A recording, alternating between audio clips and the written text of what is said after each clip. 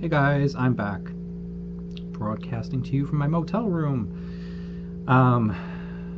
My shirt's a little bit wrinkled because I pulled it out of the laundry bag today, and I don't have an iron, so my body will naturally make it unwrinkled.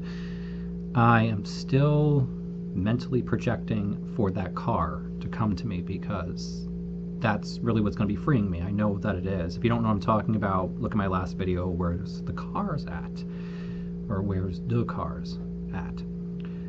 I think today I want to talk a little bit about, over my life, certain universal truths that I've come across. They mostly work, not always, but mostly. It depends on your intention. Oh, sorry about that. See who that is in case it's important. Actually, I'm trying to contact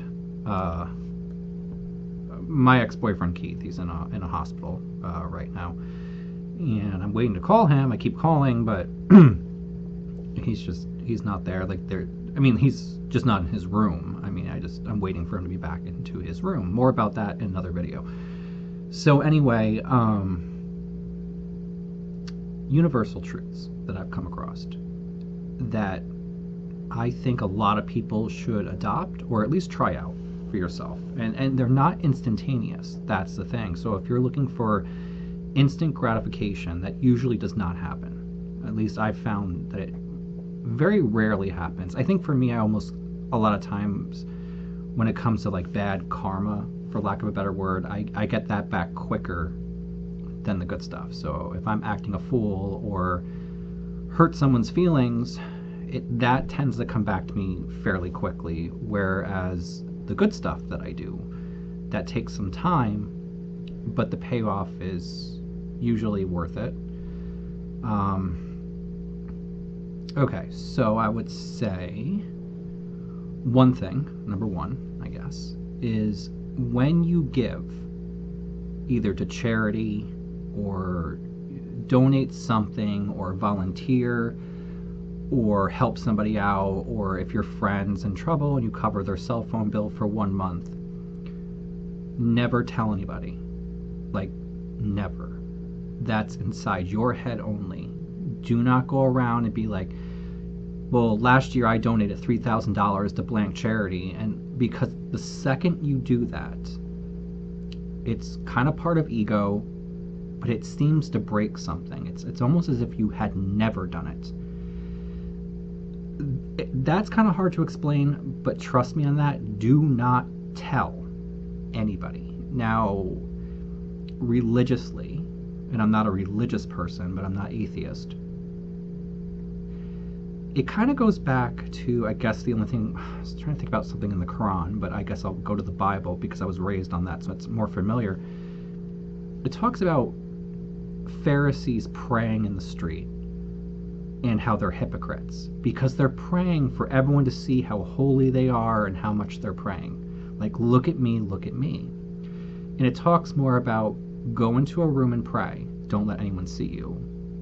I don't think that's how it's worded, but that's the gist of it.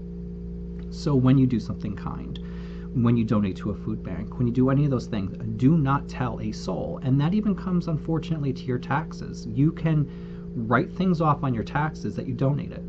Clothing, cars, whatever. Don't reap any reward from anything that you did. It seems to just ruin it. So you can walk around knowing that you did something nice, but you can't tell anybody, ever. This comes also down to intention, and this is hard because we're people and we think like, oh, well, I'll donate this and I'll reap my reward later.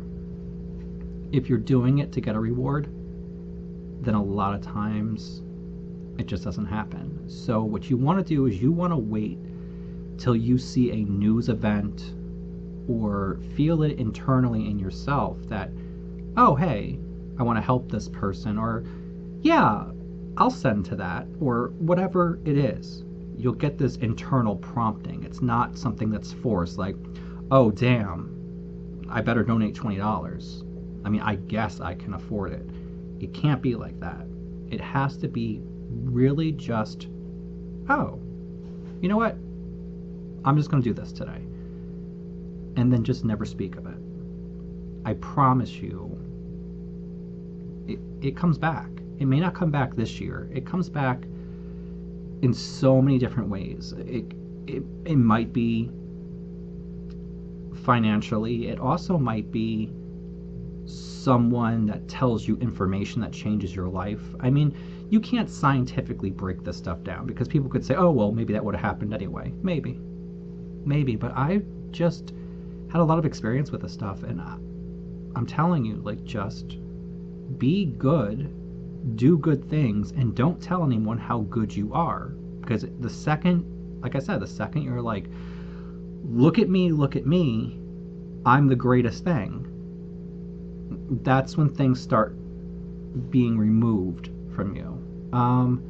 The second thing, and I'm biased because I am into minimalism. I try to own as little as possible.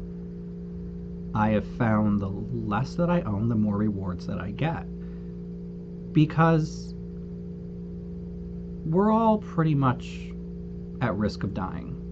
There's technology that's coming that might prevent death through disease, but we're nowhere near preventing me cleaning a window on the 14-story building of something and the window breaks and I fall out and die. I mean, like, you cannot be immortal in that sense. In fact, I read something recently that even if they could make us physically immortal through disease, like pause our aging process, everything's fixing, the average person would live about 700 years, and the reason is because we're accident prone. I could fall into a volcano. I mean, you know, like, oh, look at me, I'm like 525 years old, I'm going to explore this, and fall in. So we're nowhere near that. But my point is, we're not taking any of this with us. None of it. You could buy the entire mall, and you could sit there in a room full of stuffed animals or whatever. It doesn't, it's never going with you. You came in here with nothing, you are leaving with nothing. That's a universal truth. Even if I had $1 billion, I would not have a mansion unless I could rent out all the rooms and have people I like living with me, and then that would be different. But I wouldn't just have a mansion and fill it with stuff and fill it with all this crap, because at the end of the day, you have to pay to heat it, cool it, servants to clean it, because try cleaning a mansion by yourself. It becomes where things make you their slave. Everyone always talks about owning, but you don't own. It owns you. The more you get, the more it owns you. So you have 6 vehicles in New York State. Well, all 6 have to be inspected. All 6 have to carry insurance. It's robbing you.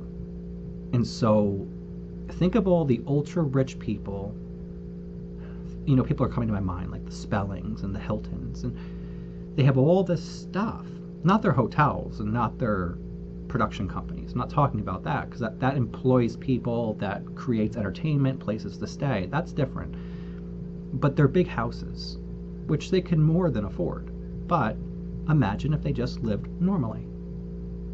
All that profit would be building up. Now, you don't get to take the profit with you either, but you do get to help more people with it if you choose. I'm not into forcing people to give, because that's not how that should work. I mean, I think that if a person has $1 billion, 2 people have $1 billion, and one gives $1 million and the other one gives $50 million, it doesn't matter. It's not our money to take. It's not our place to dictate what other people are doing with their lives. That's why I'm completely okay with people who are still buying mansions and buying all this stuff, and just, it is what it is. And you don't get people to follow your philosophy by force. You have to try to live by example. Am I the best example? No.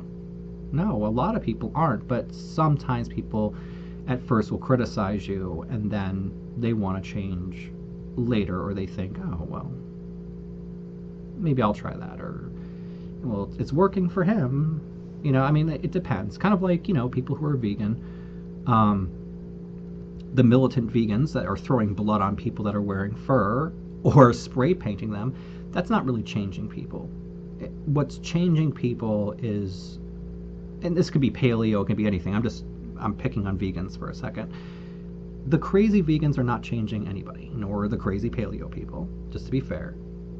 It's living by example, telling people things, being calm, letting them say certain things about you and mock you a little bit, and let it just roll off.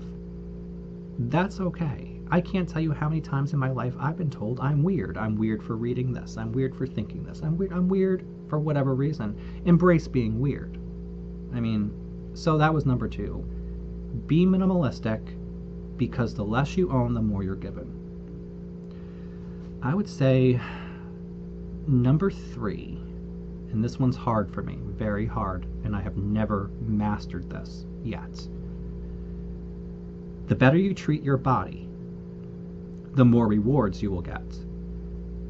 Now, when I start to clean up my act and not down caffeinated beverages, either chain smoke in the past or suck down nicotine or have nicotine patches all over me or whatever, or there's people that do drugs, and I mean those are drugs too, but you know what I mean, like illegal drugs, or drown myself in alcohol.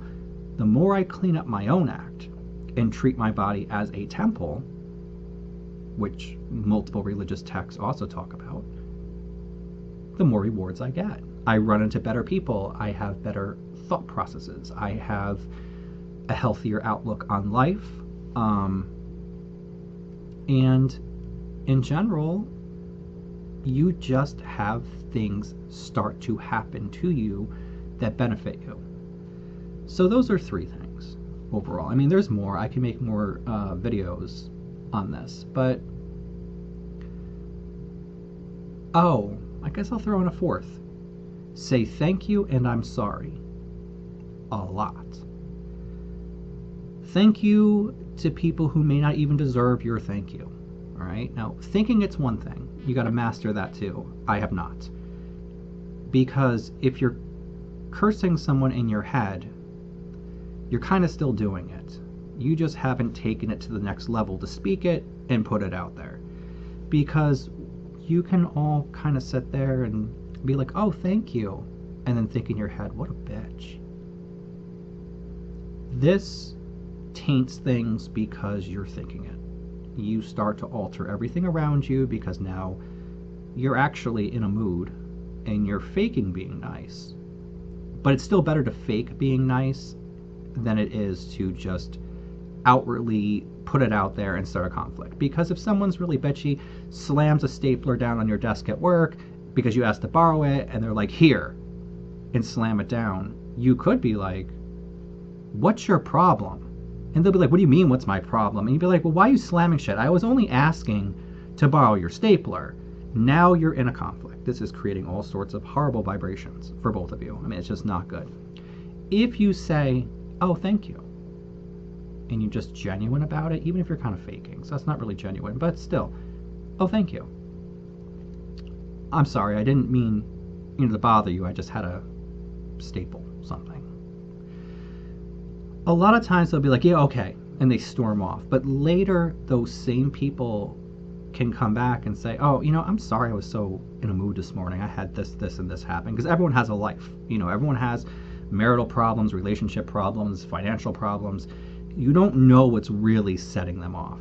Some people are just horrible people. They'll never say that to you. Accept it.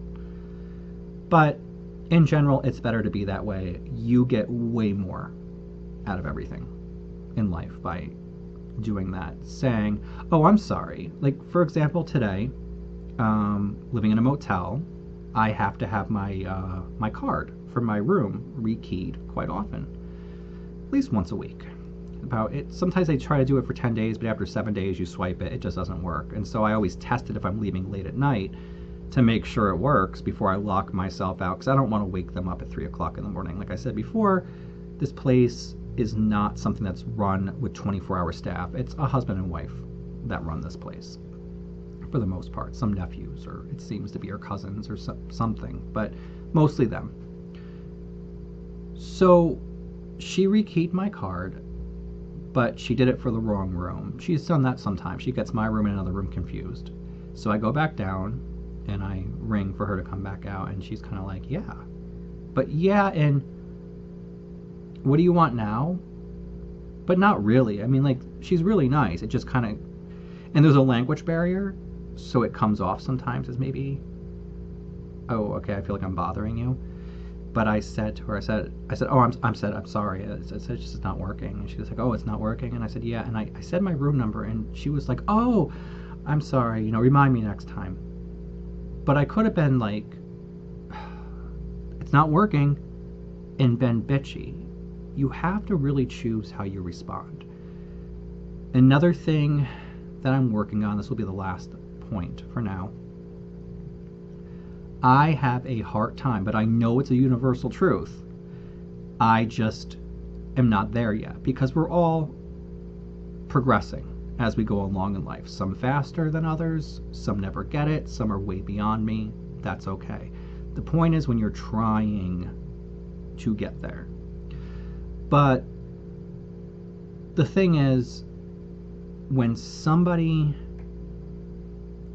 is really mean to you, demeaning to you, or you have a very bad gut feeling, leave. Like, trust yourself. Leave. So if you go to a doctor, a brand new doctor, and suppose if you are in, I won't pick on vegans this time, I'll pick on paleo. If you're doing a paleo diet and you are healthy, you feel great, you've erased a lot of your problems, either mentally or physically, and they say, well, what are you eating, blah blah, and you tell them this, and they're like, oh, no, you can't do that. Or if you're going to have surgery and the doctor that you're going to is very short with you, not listening to you, and you just feel this isn't a good fit. Maybe they're a good fit for other people of the same personality type, but if it's just not a good fit for you, or you're getting warning signs in your head, or you're starting to date somebody and you're getting warning signs, that's a big thing for me that I ignore, because I'll look at the beauty, I won't look at the internal darkness. Leave. Just be polite and leave. Even if they think you're crazy, like if you're just like, oh, you know what, I'm just going to get a second opinion, or you know what, I'm just not comfortable, so I think we're just not a good fit, I'm going to find somebody else. And they can do one of two things. They can either be like, oh, well, they could actually do three things, and that this isn't a possibility, but the first one could be, oh, okay, and let it go. They could be like, all right, and just be snotty about it and give you a hard time, or like, well, I don't think you're going to find what you're looking for. I mean, people are people, and they will snap because they take things personally, as we all can, sometimes. And I guess the third option that I was thinking about that's floated out of my head at this point was, the third option could be that they could be like, oh, well, why are you uncomfortable? And then if you are truthful and say, well, I just feel like I'm expressing something, but you're not really hearing it, and that makes me uncomfortable because it makes me feel unsafe, like about a surgery. And they could at that point be like, oh, well, I didn't mean that. Like, explain again, because sometimes people treat people like an assembly line, and until you break them out of that for a split second, and they're no longer thinking about their financial problems and I don't want to be here today or whatever. Some people can be, as I can be, and all of you, I'm sure, in a very bad mood, and if someone said to me, oh, well, this and that, I might be like, oh, I'm sorry, I didn't mean that, because again, I'm sorry and thank you, and let people, I'm going back to something else, but I'm done with that particular thing, but hold doors for people even if they do not hold doors for you. Let people be rude and lead by example. That's the only thing you can do, and that's the only thing that's really going to change anything. I have said before, I do not watch television. I will watch movies, of course, online. I'm not like this Buddhist person that just sits here doing nothing like that and only living pure and breathing pure and eating pure. I'm not. But limit what you put in your mind. And there's nothing wrong with horror movies, but if it's all you're putting in and it's all you're doing is stuff towards violence, this changes you.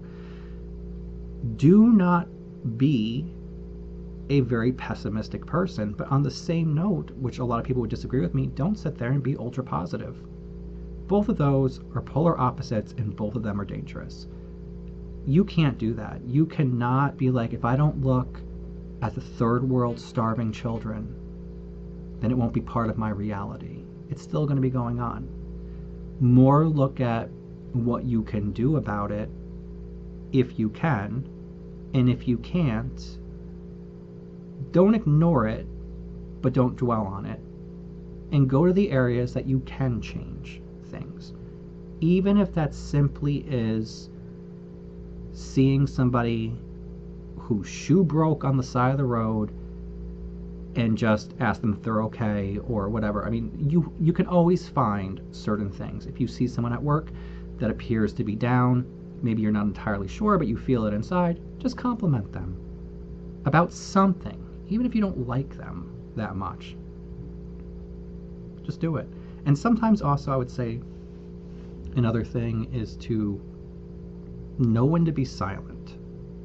Sometimes people just want to talk to be heard. So let's go back to healthy eating for a second. Let's say I'll go back to being vegan. I'll alternate a lot in this because it's both those diets I've been very passionate about. I have my reasons why I'm going towards one right now and not the other. But if someone has a lot of health issues, we're not talking major, but like, you know, always reflux, always migraines, always back pain, all these things. If they're not someone, and you will know internally once you get your guidance system balanced in yourself, or at least mostly balanced. I'm not completely balanced, trust me, at all. But enough where when you tune all this other crap out, like I talk about TV and stuff, when you tune this stuff out, you start to expand in a different way. So if they're complaining about this, sometimes they just want to complain about it. Sometimes they just want to hear, I hope you feel better, or that's awful you're going through that. Only if they say, what do you think I should do? Then you can say, oh, I read something recently. Maybe you'd like it because people talked about migraines in this, right? That's different. But other times, you cannot sit there and be like, especially to people who have never entered the realm of paleo diet, vegan diet, keto diet, like all this stuff that's out there. You can't just be like, oh, you should be a vegan. And plus, by the way, do you ever watch factory farming videos? Do you see how all those animals die? Or, on the other thing is, you're getting too many carbs. You really need to like load your fat up and start burning fat in your body. They're not ready for that. You can't do that to them. That's going to make a test pattern come up. They're going to think you're crazy or get aggravated or think, oh, one of those crazy vegans. Or I don't know, he's talking about fat. Fat clogs your heart. Fat. Because you have to understand, a lot of people are coming from a place that is mainstream brainwashing. They see on TV, low-fat cottage cheese is healthy for you. I drink Splenda. I drink artificial sweeteners. There's no sugar. You have to get that in your head that anyone that's watching my videos or watching all this other stuff on YouTube, most people are not. Most people are not into this stuff whatsoever, and so you cannot spook them or jar them in such a way that they literally will stop listening to you, is what I'm saying. They won't actually hear it. They'll listen to you, but they're not hearing you. And there is a difference. I always say that in my other videos and my other channel. Listening and hearing is different. Listening is just being able to parrot back what someone said. Hearing is a deeper level of when you hear what someone is saying to you, and then you possibly look in that direction for yourself. You cannot babysit people. You cannot change them, because all change comes from yourself. Until you want something bad enough, you don't change. No one in the world could tell me certain things in the past or even now There's certain things currently that the entire planet could point and shout at me to do, and I will look at them and not do it because I'm not ready. So always keep that in mind with other people. They're not ready, or maybe they're a little bit ready. Maybe they're open to a portion. Give them that portion and then let them run with it and do you, because only you are responsible for yourself. You're not responsible for anyone else, except for when you have kids, obviously, and they're underage. But at a certain point, even your kids, I mean, you can't control everything. But I'm a control freak. I have anxiety issues. I have disordered thinking about a lot of stuff. So I'm not perfect, and I am not sitting here preaching to you. I think more I am saying things to people who already know this information inside themselves. It might just be nice to hear it said back to you, and that you understand that there's other people that understand this too. And maybe you did pick up something new from me, and maybe you'll try it. And remember, the 10% rule, which is the best thing I ever read, and I'm starting to see it more on YouTube from people who are a little bit wiser about stuff. Take what's good and leave the rest behind. If 10% of this video resonated with you, or 10% of this video you want to try something, do that. If all the rest I said to you was garbage, discard it. That's what you should do with everything. Learn what you can learn, and what doesn't feel right to you, just put it to the side. Just put it off to the side and just be done with it. But anyway, this is now almost 27 minutes. And I will upload this video soon. And again, all my information is down below. Donate if you can donate. Join my Patreon if you can. And let's keep hoping for me to get that car, so I won't be in this particular motel room in Albany, New York. I will be in a motel room somewhere else. All right, guys. I will talk to you later. Bye.